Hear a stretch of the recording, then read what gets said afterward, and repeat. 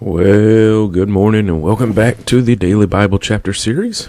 It is February the 16th, 2022, and we are in Numbers chapter 22. So let's get into it. Then the children of Israel moved and camped in the plains of Moab on the side of the Jordan across from Jericho. Now Balak, the son of Zippor, saw all that Israel had done to the Amorites, and Moab was exceedingly afraid of the people because they were many. And Moab was sick with dread because of the children of Israel. So Moab said to the elders of Midian, "Now this company will lick up everything around us as an ox licks up the grass of the field." And Balak the son of Zippor was king of the Moabites at the time. Then he sent messengers to Balaam the son of Beor at Pethor, which is near the river in the land of the sons of his people, to call him, saying, "Look, a people has come from Egypt. See, they cover the face of the earth, and are settling next to me.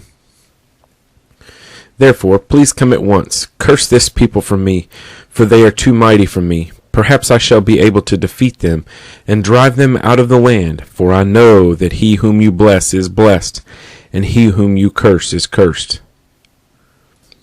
So the elders of Moab and the elders of Midian departed with the diviner's fee in their hand, and they came to Balaam and spoke to him in the words of Balak. And he said to them, "Lodge here tonight, and I will bring back word to you as the Lord speaks to me." So the princes of Moab stayed with Balaam. Then God came to Balaam and said, "Who are these men with you?" So Balaam said to God, "Balak, the son of Zippor, king of Moab, has sent me, saying, 'Look, a people has come out of Egypt, and they cover the face of the earth. Come now, curse them for me. Perhaps I shall be able to overpower them and drive them out." And God said to Balaam, "You shall not go with them. You shall not curse the people, for they are blessed." So Balaam rose in the morning and said to the princes of Balak, "Go back to your land, for the Lord has refused to give me permission to go with you." And the princes of Moab rose and went to Balak and said, "Balaam refuses to come with us." Then Balak again sent princes, more numerous and more honorable than they.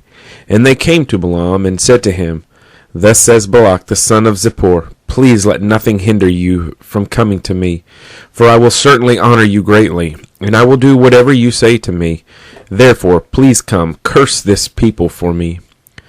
Then Balaam answered and said to the servants of Balak, "Though Balak were to give me his house full of silver and gold, I could not go beyond the word of the Lord my God, to do less or more. Now, therefore, please you also stay here tonight, that I may know what more the Lord will say to me." And God came to Balaam at night and said to him, "If the men come to call you, rise and go with them, but only the word which I speak to you, that you shall do." So Balaam rose in the morning, saddled his donkey, and went with the princes of Moab. Then God's anger was aroused because he went, and the angel of the Lord took his stand in the way as an adversary against him. And he was riding on his donkey, and his two servants were with him. Now the donkey saw the angel of the Lord standing in the way with his drawn sword in his hand, and the donkey turned aside out of the way and went into the field. So Balaam struck the donkey to turn her back onto the road. Then the angel of the Lord stood in a narrow path between the vineyards, with a wall on his side and a wall on that side. And when the donkey saw the angel of the Lord, she pushed herself against the wall and crushed Balaam's foot against the wall. So he struck her again. Then the angel of the Lord went further and stood in a narrow place where there was no way to turn either to the right hand or the left. And when the donkey saw the angel of the Lord, she lay down under Balaam. So Balaam's anger was aroused, and he struck the donkey with his staff. Then the Lord opened the mouth of the donkey, and she said to Balaam, "What have I done to you that you have struck me these 3 times?" And Balaam said to the donkey, "Because you have abused me, I wish there were a sword in my hand, for now I would kill you." So the donkey said to Balaam, "Am I not your donkey on which you have ridden ever since I became yours to this day? Was I ever disposed to do this to you?" And he said, "No." Then the Lord opened Balaam's eyes, and he saw the angel of the Lord standing in the way with his drawn sword in his hand. And he bowed his head and fell flat on his face. And the angel of the Lord said to him, Why have you struck your donkey these 3 times? Behold, I have come out to stand against you, because your way is perverse before me. The donkey saw me and turned aside from me these 3 times. If she had not turned aside from me, surely I would also have killed you by now and let her live. And Balaam said to the angel of the Lord, I have sinned, for I did not know you stood in the way against me. Now therefore, if it displeases you, I will turn back. Then the angel of the Lord said to Balaam, Go with the men, but only the word that I speak to you, that you shall speak. So Balaam went with the princes of Balak. Now when Balak heard that Balaam was coming, he went out to meet him in the city of Moab, which is on the border at the Arnon, the boundary of the territory. Then Balak said to Balaam, Did I not earnestly send to you, calling for you? Why did you not come to me? Am I not able to honor you?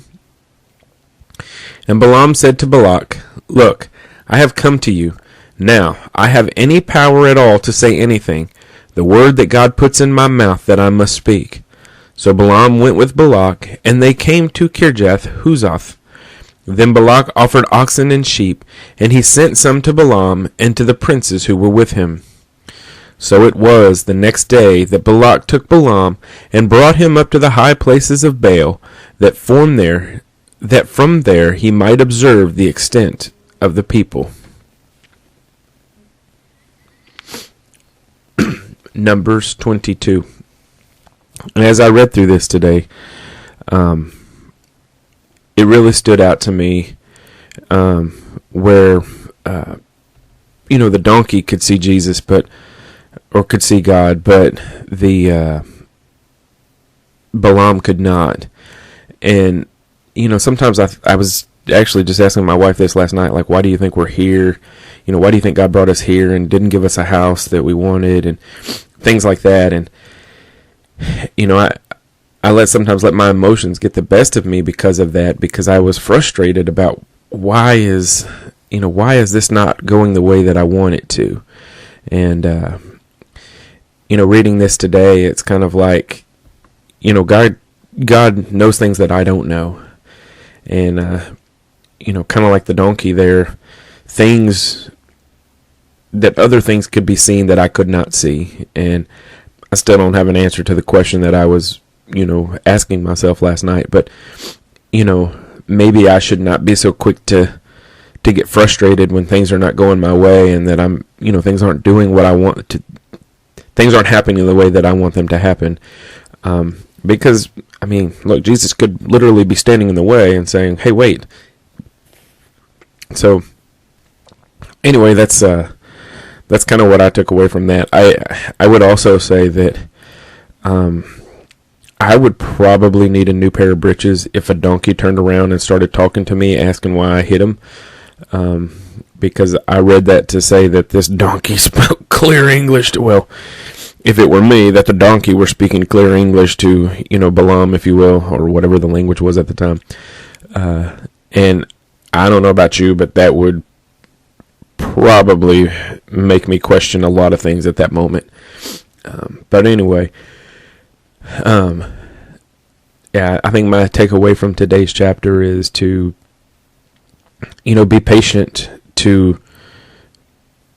when it comes to getting frustrated when things aren't going your way, and to, actually stop and see, is God in the way? Is God stopping you from something else? And, maybe waiting till your eyes are open to see why it was that way. And allowing God to do what God needs to do, because God knows far more about what's coming in our lives and things that we need to do and that He wants us to do. So anyway, that's my thought on Numbers 22, and I hope you will join me tomorrow for Numbers 23.